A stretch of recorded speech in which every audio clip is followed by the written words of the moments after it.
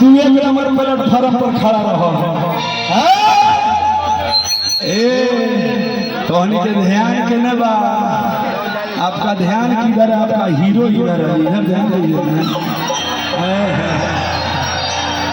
एक बार 2 number platform पर खड़ा रहो, साफ आए जाने में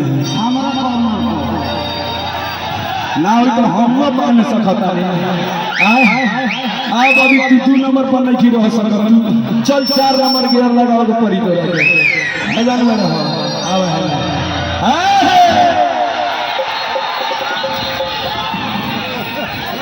अरे ड्राइवर बलम 4 नंबर गियर में ठोक देला, लेकिन कैसे देखा के गोदाम सरियाम का कतल करैलू।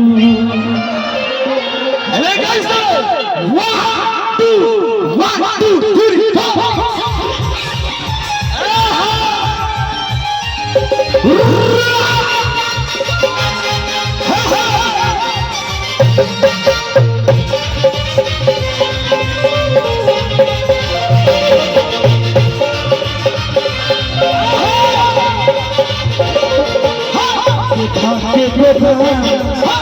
देखा के गोदाम सरियाम का कतल करैलू।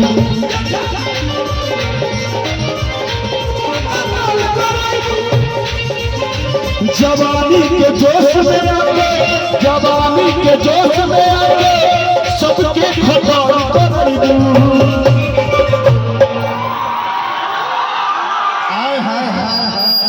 भाई हो बुझात रखम। अच्छा सटतानी हम तो तोहनी के मजा के आवता भाई, तोहनी के एल मजा आवता कि हम तोहनी के भाई बानी तहने अब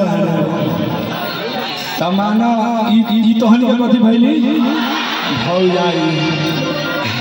तमाना भाई सटत तो तोहनी सटत आधा ऐसा हक होला कि ना जी कि देवरा के देनी ना चुमा तो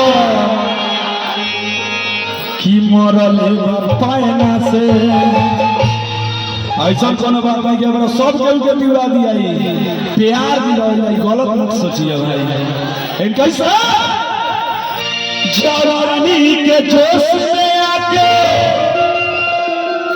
हे सब की खतल करलू। हर की जवानी